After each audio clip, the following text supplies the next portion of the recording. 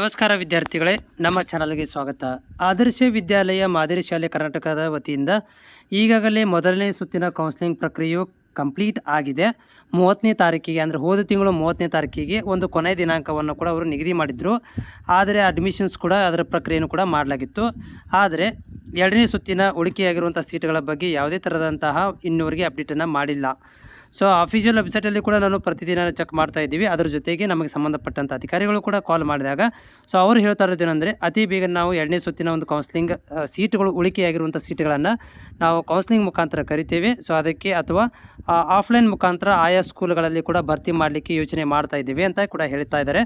But ಈ ವಾರದಲ್ಲಿ ಅಂದರೆ ನಾಳೆಯಿಂದ ಸೊ ಏನಾಗ್ಬೋದು ಅಂತಂದರೆ ವರ್ಕಿಂಗ್ ಡೇ ಸ್ಟಾರ್ಟ್ ಆಗುತ್ತೆ. ಸೊ ನಾ ಮುಂದಿನ ಈ ಬರುವಂಥ ವಾರದಲ್ಲಿ ಈ ಎರಡನೇ ಸುತ್ತಿನ ಮತ್ತು ಕೊನೆಯ ಸುತ್ತಿನ ರೌಂಡ್ಗಳನ್ನು ಕಂಪ್ಲೀಟಾಗಿ ಮುಗಿಸಿ ಕೊಡುವಂಥ ಕಾರ್ಯವನ್ನು ಮಾಡಬಹುದು ಅಂತ ನನಗೆ ಅನ್ನಿಸ್ತಾ ಇದೆ. ಯಾಕಂದರೆ ಇಷ್ಟು ಲೇಟ್ ಆಗಿದೆ ಅಂತಂದಮೇಲೆ ಎಲ್ಲ ಪೂರ್ವ ತಯಾರಿನ ಅಂದರೆ ಡೇಟ್ಗಳನ್ನು ಅಡ್ಮಿಷನ್ ಪ್ರೊಸೆಸನ್ನು ಎಲ್ಲ ರೆಡಿ ಮಾಡಿಕೊಂಡು ಸೊ ಅತಿ ಬೇಗನೆ 2 ದಿನ ನಿಮಗೆ ಕಾಲಾವಕಾಶ ಕೊಟ್ಟು ಅಡ್ಮಿಷನ್ ಮಾಡಿಸ್ಕೊಳ್ಳುವಂಥ ಕೆಲಸವನ್ನು ಕೂಡ ಈ ಒಂದು ಆದರ್ಶ ಸ್ಕೂಲಿನ ವತಿಯಿಂದ ಮಾಡಲಾಗುತ್ತೆ ಕೂಡ ಅಂತ ಹೇಳಲಾಗ್ತಾ ಇದೆ.